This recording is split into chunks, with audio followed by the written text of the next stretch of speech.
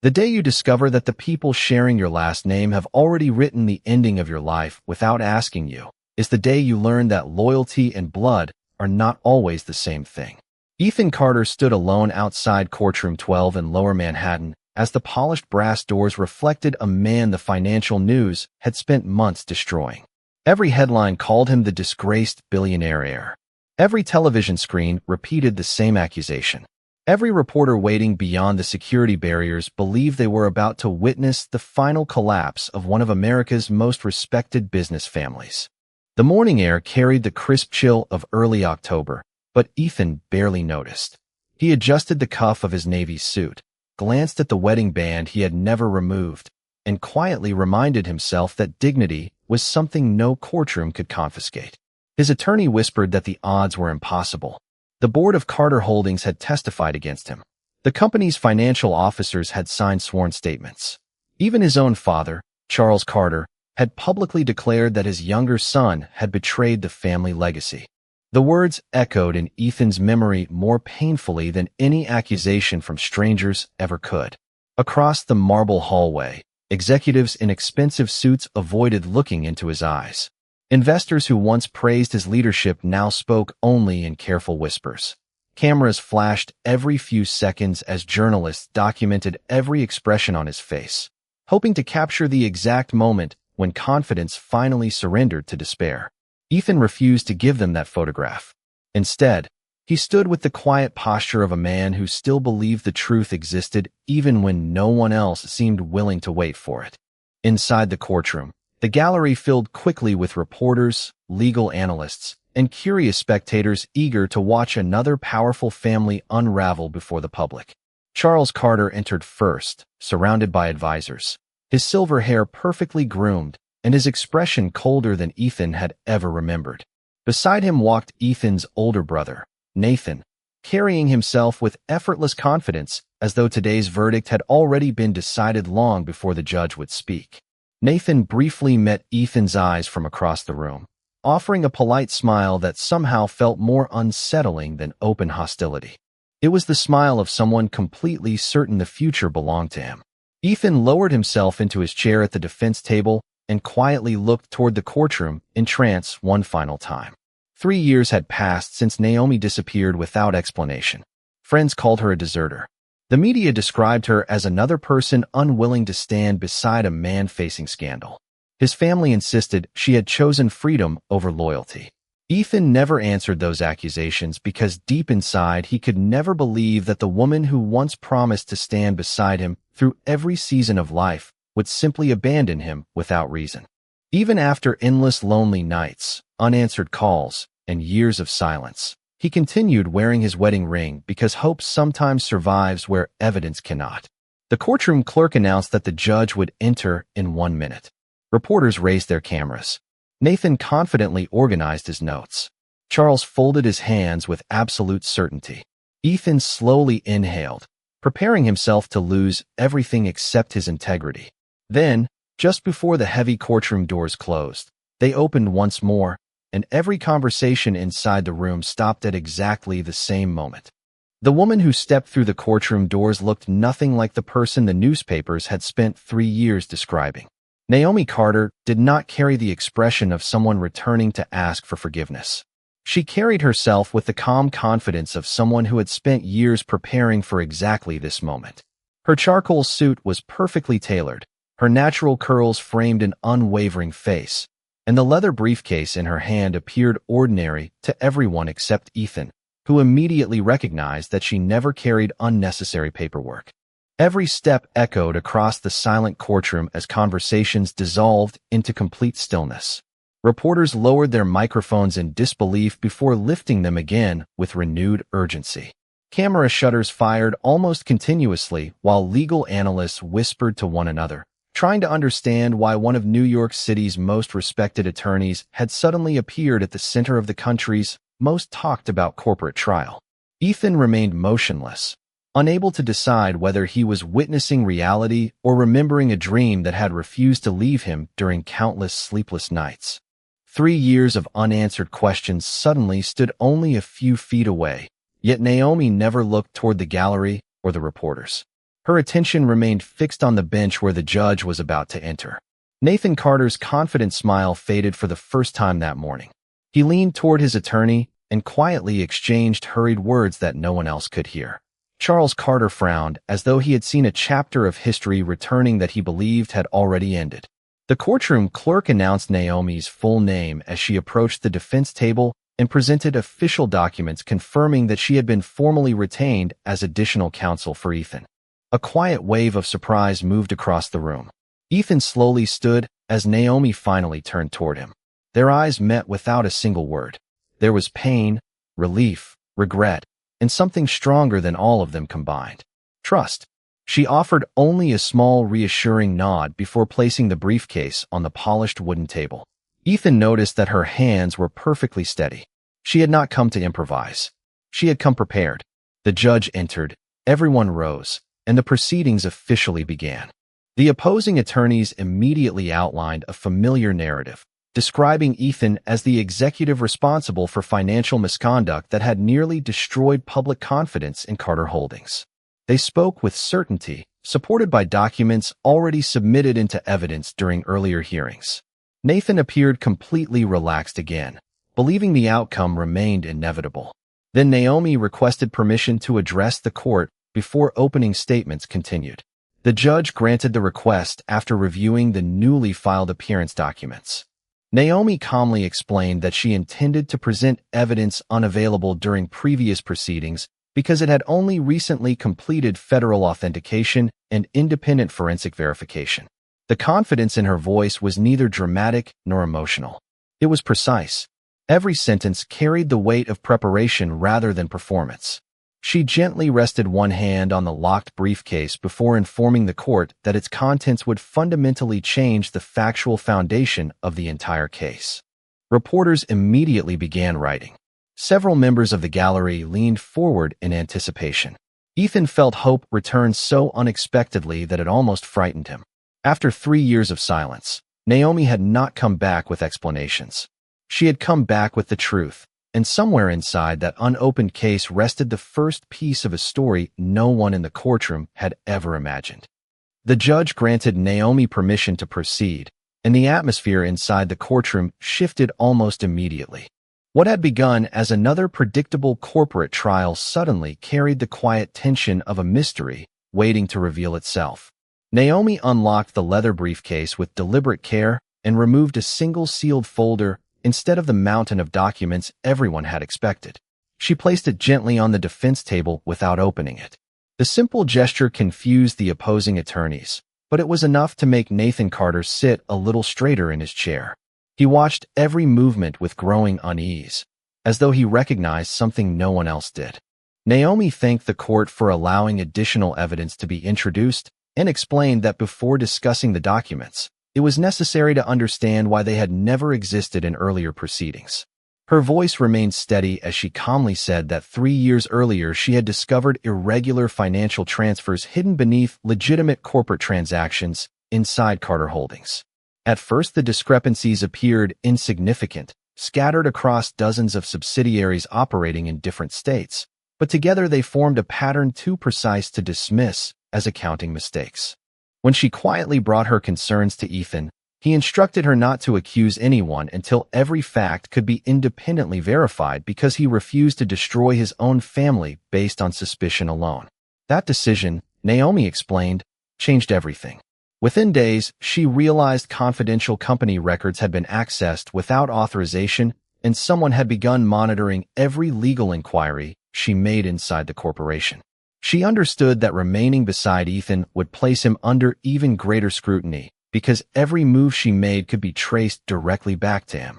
The only way to continue the investigation without exposing him was to disappear completely, allowing those responsible to believe she had abandoned both her marriage and the case.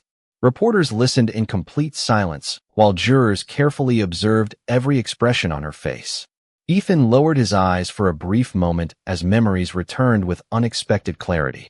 He remembered the empty apartment, the unanswered messages, the endless speculation from friends who insisted Naomi had chosen a different future. Through every lonely morning and every painful headline, He had never been able to convince himself that the woman he loved would leave without a reason. Now, standing only a few feet away, she was finally giving the answer he had searched for during 3 long years. Naomi continued by explaining that she had quietly worked alongside independent forensic accountants, federal compliance specialists, and digital authentication experts whose only responsibility was to verify facts rather than protect reputations. Every financial record had been examined repeatedly. Every electronic signature had been authenticated. Every timeline had been reconstructed from original data preserved by independent sources beyond the reach of Carter Holdings. Nothing inside the sealed folder relied on assumptions or personal opinions. It relied entirely on evidence that could withstand the highest legal standards. Nathan attempted to interrupt through his attorney, arguing that the testimony was speculative, but the judge denied the objection after confirming that the supporting certifications had already been submitted for review. A quiet murmur spread through the gallery before disappearing just as quickly. Naomi rested one hand on the unopened folder and looked directly toward the bench. She calmly stated that what the court had heard so far explained only why she vanished. What remained inside the sealed evidence would explain why someone had worked so hard to make Ethan Carter appear guilty in the first place. And for the first time since the trial began, certainty no longer belonged to the Carter family. Naomi waited until the courtroom became completely silent before breaking the seal on the evidence folder. She removed only 3 documents and handed certified copies to the judge, opposing counsel, and the court clerk. No dramatic gestures accompanied her movements because she understood that facts carried more authority than emotion.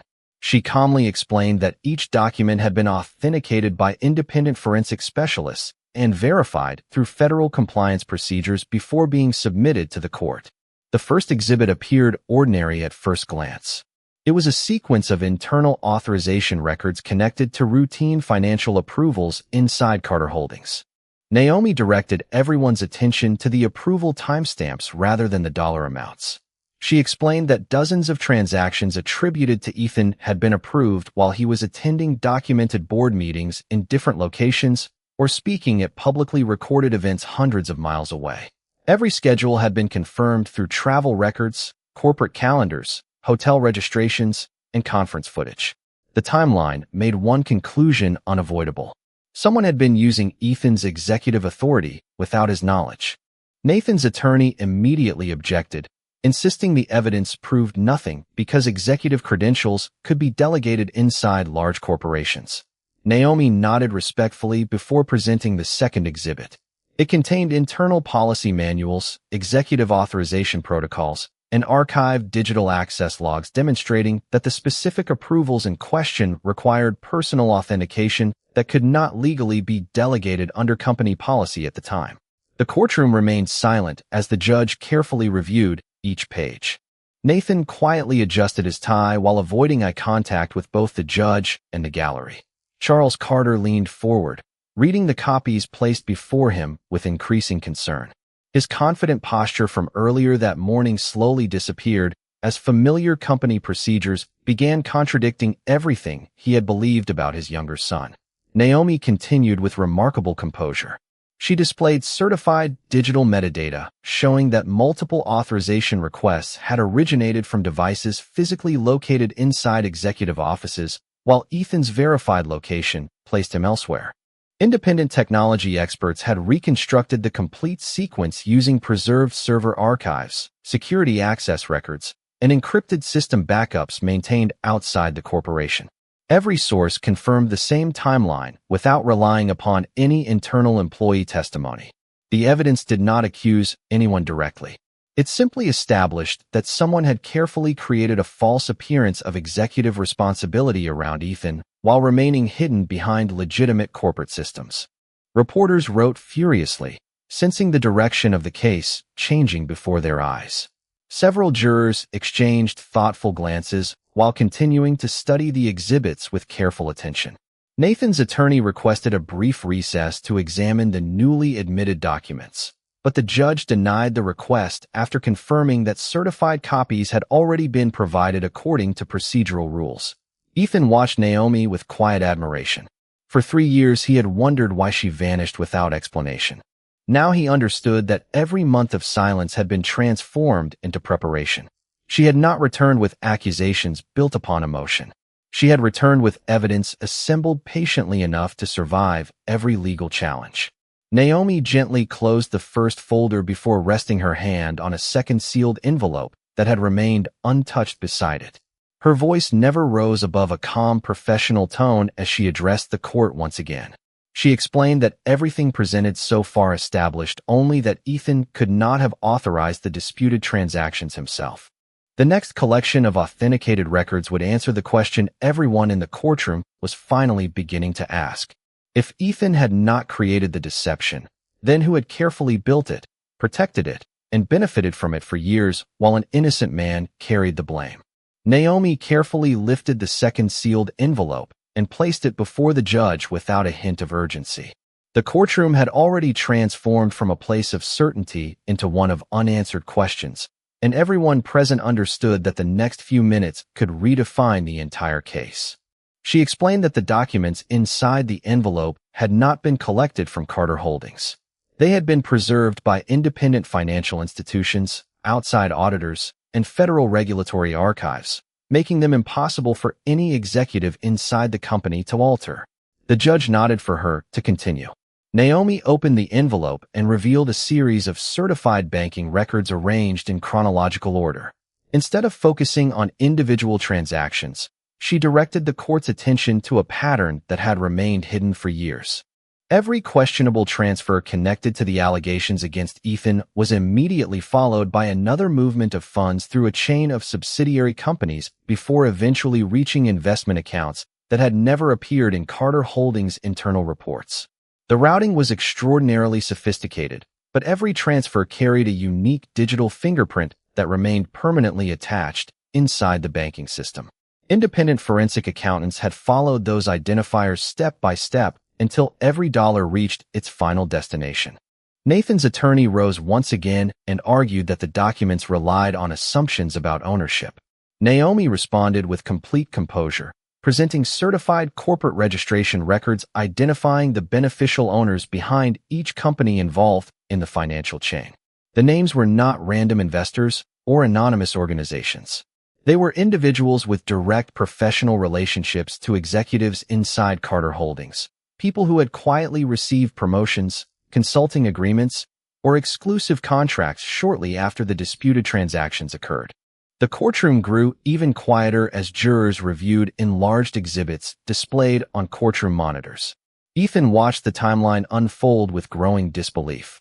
For years, he had blamed himself for failing to protect the company his grandfather had built. Now, every page demonstrated that the deception had been designed with remarkable patience long before anyone publicly accused him. Charles Carter slowly removed his reading glasses and looked back toward the evidence screen. His expression no longer reflected certainty, but confusion mixed with regret. Several board members seated behind him exchanged uneasy glances after recognizing signatures they had approved without questioning the supporting paperwork. Naomi reminded the court that sophisticated financial misconduct rarely depended upon a single false document. It depended upon hundreds of ordinary decisions that appeared harmless when viewed separately, but revealed a deliberate strategy when assembled together. That was why the investigation had required 3 years rather than 3 months. Every conclusion had been verified repeatedly until no reasonable alternative explanation remained. She then introduced one final certified exhibit from the envelope, an internal communication archive recovered from independent backup servers maintained under federal retention requirements. The messages demonstrated that key decisions surrounding the disputed transactions had consistently bypassed Ethan's office while creating electronic records suggesting his approval after the fact. The sequence perfectly matched the forensic timeline already presented. Nathan no longer looked toward the judge or the jury. Instead, he remained focused on the evidence table, his earlier confidence replaced by careful silence.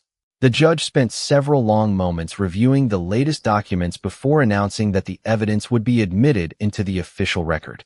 A quiet murmur spread through the gallery as journalists realized the foundation of the prosecution's narrative was beginning to collapse. Naomi gently closed the envelope and rested both hands on the table. She explained that the financial trail had now established opportunity, method, and motive, but one critical question still remained unanswered. The final evidence would identify the individual who had quietly orchestrated every step while allowing Ethan Carter to carry the blame before the entire nation. The judge requested a brief pause before the proceedings continued, allowing every member of the jury additional time to review the growing collection of certified exhibits. No one spoke above a whisper. The confidence that had filled the courtroom only an hour earlier had quietly disappeared, replaced by careful attention to every word Naomi was about to say. She rose once more and carried a final sealed folder to the evidence table. Unlike the previous documents, this folder contained no financial statements and no banking records. Instead, it held authenticated executive communications, board scheduling archives, and verified electronic correspondence that completed the timeline she had spent 3 years assembling. Naomi explained that financial evidence could demonstrate how a scheme operated, but only human decisions could reveal who directed it. She carefully displayed a series of executive calendar entries recovered from independent cloud backups preserved under mandatory retention requirements. Each meeting involving the disputed transactions had one unusual characteristic. Ethan had either been deliberately scheduled elsewhere or excluded entirely, while Nathan attended every strategic discussion concerning the subsidiaries connected to the unauthorized transfers. Standing alone, the pattern might have appeared coincidental. Combined with the financial evidence already admitted, it became increasingly difficult to dismiss. Nathan's attorney argued that attendance at meetings proved nothing because senior executives routinely handled different responsibilities. Naomi agreed with the statement and calmly introduced the next exhibit. It consisted of authenticated electronic correspondence exchanged between several outside consultants and senior corporate advisors. The messages repeatedly referred to maintaining the appearance of executive continuity while ensuring that operational responsibility remained directed away from specific internal decisions. No message explicitly named Ethan as the architect of the transactions. Instead, the correspondence consistently discussed protecting the public image of the corporation while quietly assigning accountability where it would attract the least resistance. Naomi reminded the court that every message had been verified through independent digital authentication specialists who confirmed the files had never been altered. Charles Carter slowly leaned back in his chair as the realization settled across his face. For years he had believed that difficult business decisions required choosing the stability of the company over trust in his younger son. Looking at the evidence now, he understood that his judgment had been shaped by carefully constructed appearances rather than complete facts. Ethan remained silent throughout the presentation. He did not celebrate each new revelation or look toward those who had doubted him. His attention never left Naomi because every sentence she spoke answered questions that had lived inside him since the day she disappeared. She had not abandoned him. She had sacrificed her reputation to protect the only path leading to the truth. Naomi then displayed the final exhibit, a certified chronology prepared by independent forensic investigators summarizing every verified event from the first irregular transaction through the opening day of the trial. Every document, every digital record, every financial transfer, every executive meeting, and every authenticated communication aligned with remarkable precision. The timeline demonstrated a sustained effort to isolate Ethan from critical decisions while gradually surrounding him with evidence designed to create the appearance of responsibility. The judge studied the chronology for several long moments before looking toward the prosecution and asking whether they wished to challenge the admissibility of the newly presented evidence. After a quiet consultation, the opposing attorneys acknowledged that they required additional review before offering any substantive response. The answer itself changed the atmosphere inside the courtroom.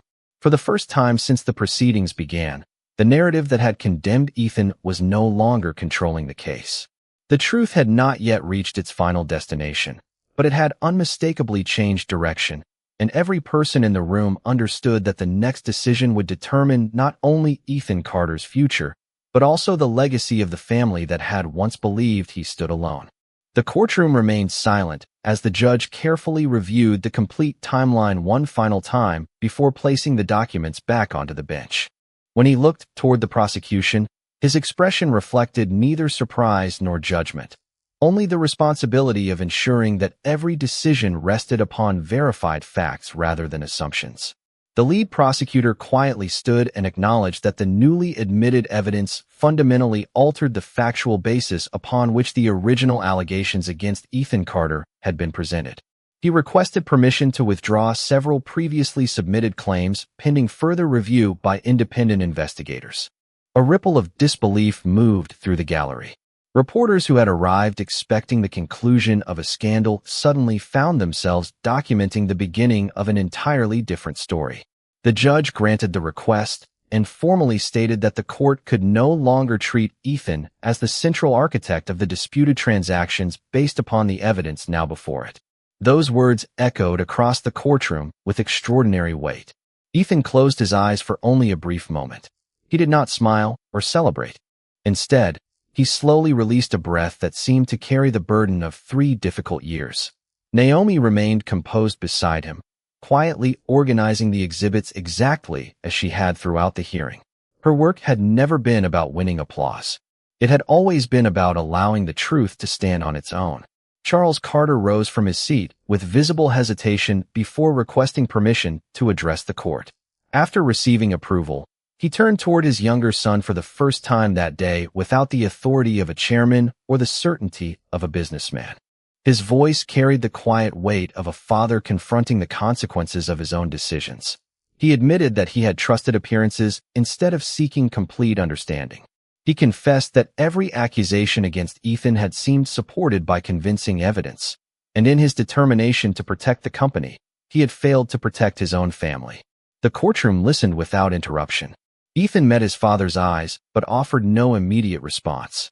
Some wounds required honesty before they could begin to heal, and no apology, no matter how sincere, could erase years of silence overnight. Charles then turned toward Naomi with unmistakable respect. He acknowledged that while many had questioned her disappearance, she had demonstrated extraordinary courage by sacrificing her own reputation in order to preserve evidence capable of revealing the truth. Naomi accepted the words with quiet humility, explaining that justice was never about proving herself right. It was about ensuring that innocent people were not permanently defined by carefully manufactured appearances. The judge then addressed the jury, explaining that the authenticated evidence now required a complete reassessment of responsibility and that the court would proceed according to the verified facts rather than the original narrative. Across the room, Nathan remained unusually quiet. He no longer displayed the confidence that had marked the beginning of the trial. Instead, he sat surrounded by attorneys who were now reviewing documents with increasing urgency while exchanging concerned expressions. Their confidence had given way to uncertainty because every new piece of verified evidence had narrowed the distance between suspicion and accountability. Ethan finally looked toward Naomi and spoke softly enough that only she could hear. He thanked her not simply for returning, but for believing that the truth was worth waiting for even when everyone else had already accepted a different story. Naomi smiled gently before reminding him that integrity often walks a longer road than deception, but it reaches a destination that deception never can. As the judge announced a recess before the next phase of the proceedings, every person leaving the courtroom understood that this case was no longer about saving a billionaire's reputation. It had become a lesson about how patience, integrity, and unwavering faith in the truth could eventually overcome even the most carefully constructed illusion. When the court reconvened that afternoon, the atmosphere had changed completely. The confidence that once surrounded the accusations against Ethan Carter had quietly dissolved into careful reflection.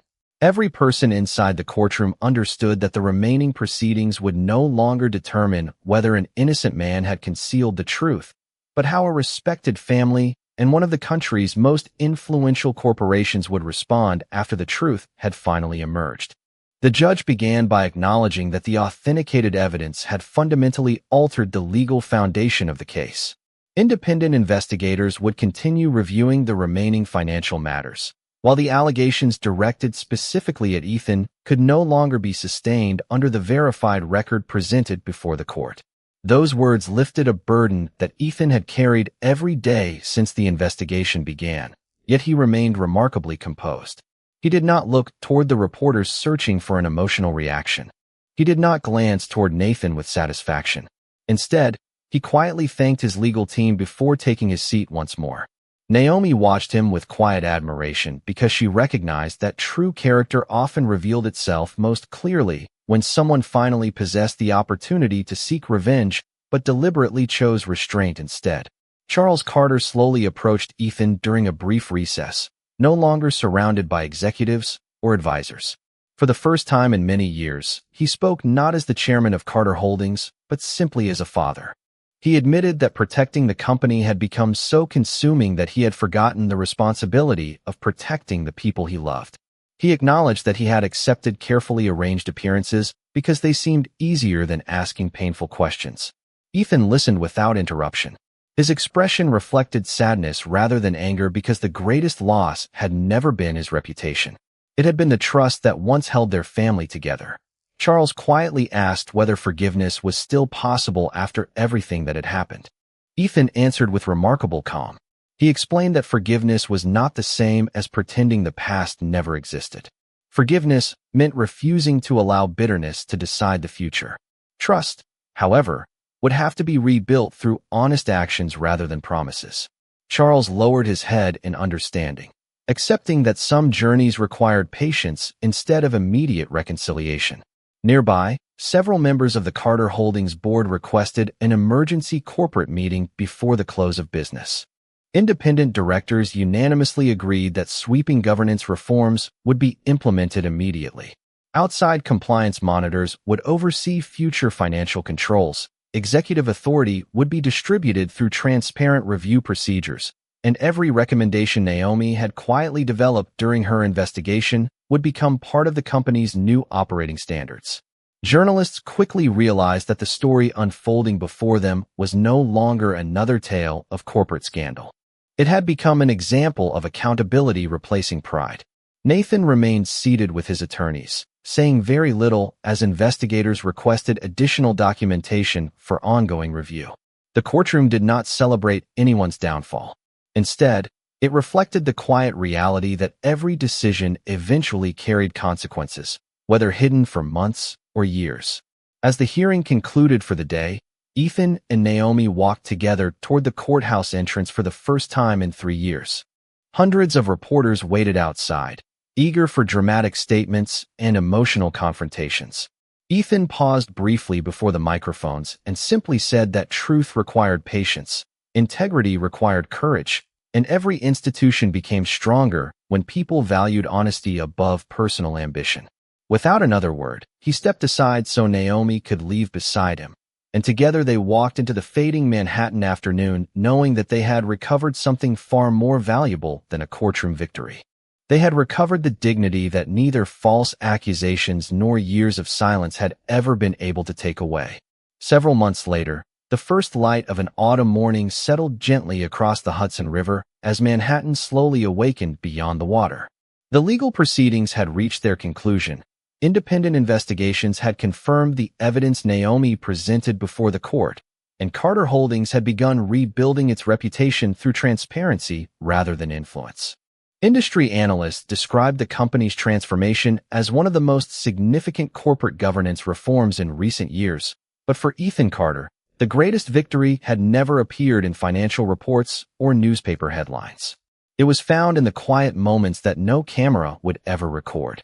Standing beside Naomi near the river, he watched ferries move peacefully across the water while runners followed the familiar paths along the shoreline. 3 years earlier, he had believed that everything valuable in his life had disappeared forever.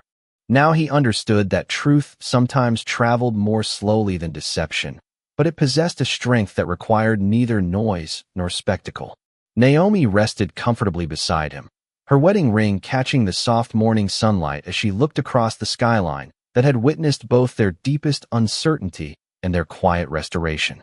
She smiled when Ethan gently reached for her hand, not because their struggles had been forgotten, but because they had survived them without allowing bitterness to become the final chapter of their story. Charles Carter soon joined them, carrying 3 cups of coffee from a nearby cafe, a simple gesture that once would have seemed impossible. The distance between father and son had not vanished overnight. Yet it had gradually been replaced by honest conversations, patient listening, and consistent actions rather than empty promises. Charles admitted that every morning he reminded himself that leadership meant accepting responsibility before expecting loyalty from others. Ethan appreciated the words because they reflected genuine change instead of carefully prepared speeches. Carter Holdings had adopted every independent recommendation developed during Naomi's investigation, creating stronger oversight, greater accountability, and a corporate culture built upon integrity instead of unquestioned authority. Employees who had once feared speaking openly now found their voices respected, while investors regained confidence through transparency rather than public relations campaigns. Nathan was no longer part of the company's leadership, and the legal process concerning his own responsibilities continued through appropriate channels without becoming the focus of Ethan's future. Ethan understood that lasting peace could never be built upon another person's downfall. It could only be built by choosing a different path. Later that afternoon, Ethan and Naomi visited a small community legal center that provided free assistance to families facing financial hardship. Naomi had quietly supported the organization for years, even during the period when she remained hidden while completing her investigation. Together, they announced a permanent foundation dedicated to expanding access to legal representation for individuals who lack the resources to defend themselves against powerful institutions. They chose not to place their names across the building because the purpose had never been recognition. It was an opportunity to ensure that others would not have to endure years of silence before the truth could finally be heard. As the sun slowly lowered across the Hudson River that evening, Ethan and Naomi paused once more along the waterfront where the city lights began reflecting across the calm water. Ethan looked toward the skyline before quietly saying that he once believed wealth represented security, but now he understood that trust was the greatest fortune any person could ever possess. Naomi smiled gently and answered that truth did not always arrive first, but when people refused to abandon dignity, compassion, and faith in one another, it always found its way home. Together, they continued walking beneath the fading New York sky, leaving behind the echoes of accusation and carrying forward a future built not upon power or privilege, but upon integrity, forgiveness, and the quiet courage to choose what was right even when no one was watching.